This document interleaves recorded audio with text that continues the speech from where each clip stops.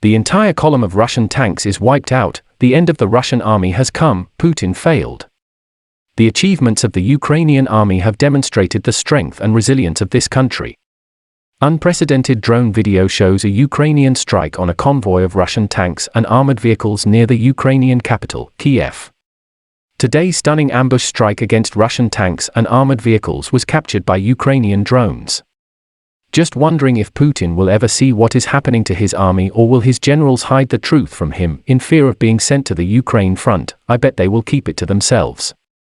A number of analysts, including senior NATO officials, have expressed concern that the Russians may just be retreating in order to reorganize before launching a fresh attack on Moscow. Russian soldiers are not retiring, but relocating, NATO Secretary-General Jens Stoltenberg stated. While maintaining the front line against Russian soldiers in the east, Oleksiy Arestovich, Ukraine's presidential advisor, said on national television earlier today. As another review shows, it's clear that the attack by Russia upon an independent sovereign state has relied very heavily on force of numbers, bluff and fear.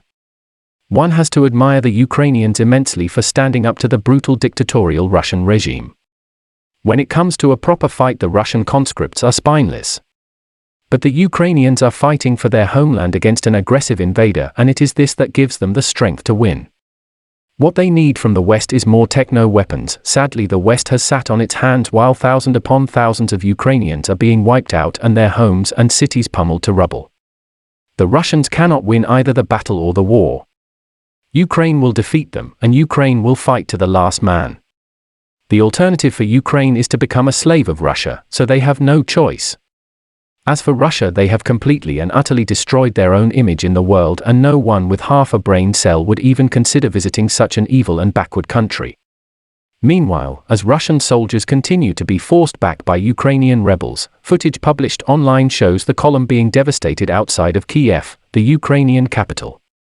At the same time, Ukrainian forces in the area of Kyiv have retaken more than 30 towns and villages. Before the whole column is turned to smoke and smoldering embers, the film shows the Russian tanks being targeted in the open in broad daylight. A successful ambush by the Ukrainian soldiers has left President Putin's troops reeling. Clearly, Putin's troops are no match for a real fighting force fighting for their country and their very homes, and heavily outnumbered. Come on, Ukraine!